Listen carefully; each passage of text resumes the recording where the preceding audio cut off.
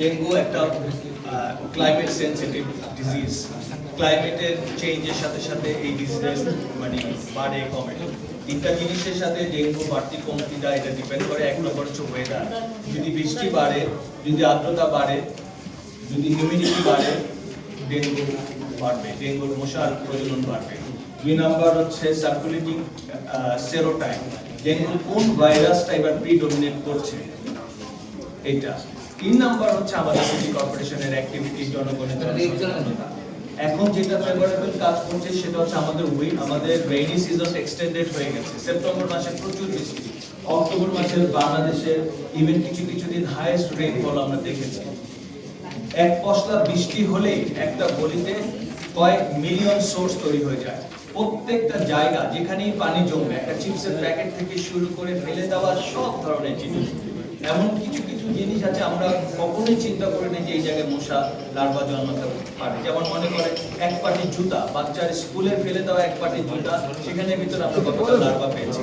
তার মানে হচ্ছে বৃষ্টি হলে বৃষ্টির পানি জমবে এডিস মশার একটা সোর্স তৈরি হয়। তো এটা পেশেন্টের কথা যদি বলেন, আমি বলতে পারি যে পেশেন্ট সেপ্টেম্বর থেকে অক্টোবরে বেড়েছে, কিন্তু আমি যদি 24-এর সাথে তুলনা করি, সেপ্টেম্বরে আমার কাছে স্ট্যাটিস্টিক্স আছে, সেপ্টেম্বরে ডিজি হেলথের স্ট্যাটিস্টিক্স অনুযায়ী প্রতি সপ্তাহে আমার রোগী কমে যেতে পারবো, প্রত্যেক উইকে কিন্তু পেশেন্ট কমে আসছে। এটা এক নাম্বার। দুই নাম্বার হচ্ছে পেশেন্ট কম বা বেশি, এইটা খুব একটা ক্রেডিটের সাথে বলা যায় না, কারণ হচ্ছে এখানে স্ট্যাটিস্টিক্সের কিছু ব্যাপার আছে, ডেটার ভ্যালিডিটির কিছু ব্যাপার আছে। স্বাস্থ্য অধিদপ্তর আপনাদের ওয়েবসাইটে আপনারা যে সংখ্যাটা দেখে, সেই সংখ্যা নিয়ে আমাদের কিছু অবজারভেশন আছে। কারণ হচ্ছে হসপিটালের অ্যাডমিটেড পেশেন্টের শুধু পেশেন্ট নিয়েই তারা কথা বলে বা ওই সংখ্যাটা দেয়। আমরা ঢাকা উত্তর সিটি কর্পোরেশন এবার প্রথমবারের মতো বাংলাদেশে একটা কাজ করতে যাচ্ছি, সেটা হচ্ছে প্রত্যেকটা হসপিটালে প্রত্যেকটা ডেঙ্গু পেশেন্টের কাছে আমি লোক পাঠাচ্ছি।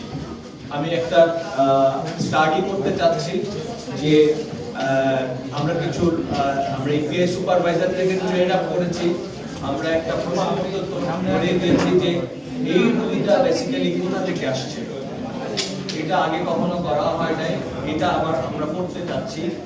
আমরা অক্টোবর মাসের শেষে আমি বলতে পারবো যে কতগুলো পেশেন্ট আসলে সঠিক ঠিকানা দিয়ে ভর্তি হয় অথবা তার ঠিকানাটা সঠিকভাবে লিপিবদ্ধ করা হয়।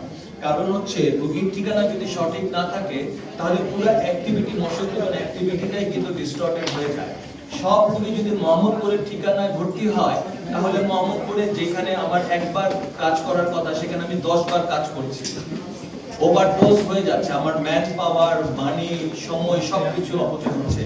কিন্তু এই মোহাম্মদপুর রোগীগুলো যদি নারায়ণগঞ্জের রোগী হয়, নারায়ণগঞ্জটা কিন্তু আমার অ্যাক্টিভিটির বাইরে থেকে যাচ্ছে। আমি জানলাম না নারায়ণগঞ্জে অথবা টঙ্গীতে অথবা গাজীপুরে আউটব্রেক চলছে বা আউটব্রেক হয়ে গেছে।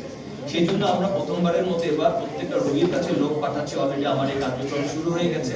উত্তর সিটি কর্পোরেশনে যে সকল হসপিটালের রোগী বেশি, ডেঙ্গু রোগী, সেই হসপিটালগুলোকে আমরা সিলেক্ট করেছি, আমাদের টিম রেডি করেছি, প্রশ্নপত্র তৈরি করে দিয়েছি, হসপিটালের ডাইরেক্টরদের সাথে যোগাযোগ করেছি যে আসল তথ্যটা এই রোগীটা বলছে মোহাম্মদপুর, এটা আসলে প্রত্যেকে দেখা গেল যে সে আসছে টঙ্গী থেকে, গাজীপুর থেকে। এই কাজটা আমরা করছি। 2 নম্বর কাজ করছি সোর্স রিডাকশন করা। শুধু স্প্রে করে আসলে হবে না। আমি স্প্রে করে গেলাম, করার পরে হাজার আপনার সোর্স, প্লাস্টিকের ডিব্বা, বর্জ্য পদার্থ, পলিথিন, চিপসের প্যাকেট, চায়ের কাপ, ডিসপোজেবল, আমি স্প্রে করে গেলাম। বৃষ্টি হলে সেই ওষুধ ধুয়ে চলে গেল, পরের বৃষ্টিতে পানি জমলে সেটা নষ্ট হয়। আমরা এবার ব্র্যাকের সহযোগিতায় আমরা একটা প্রোগ্রাম করছি যে সোর্স রিডাকশন। যারা তরুণ সমাজ আছে, আমরা বিডিআরসি কে, স্কাউট কে সম্পৃক্ত করে সোর্সটা, যেখানে পানি জমলে মশার লার্ভা জমে সেই জিনিসটা সরাচ্ছে। এটা শুরু হয়েছে। এছাড়া আমরা এবার প্রথমবারের মতো ঢাকা উত্তর সিটি কর্পোরেশন আমরা নিজেরাই একটা সার্ভে করেছি। কারণ আইডিসি বা সিডিসি যে সার্ভেটা করে, সেটার সময়টা আমাদের কার্যপ্রণালী বা অ্যাকশন প্ল্যানের সাথে একটু ম্যাচ করে না। কারণ ওটা অনেক বড় আকারে সার্ভে হয় পুরো দেশ জুড়ে, সেই রেজাল্টটা পেতে বর্ষা সিজনটা পার হয়ে যায়। এবার আমরা নিজেরা 3 দিন ব্যাপী একটা সার্ভে করেছি এবং সার্ভে রেজাল্ট আমরা আপনাদেরকে দিয়ে দিব।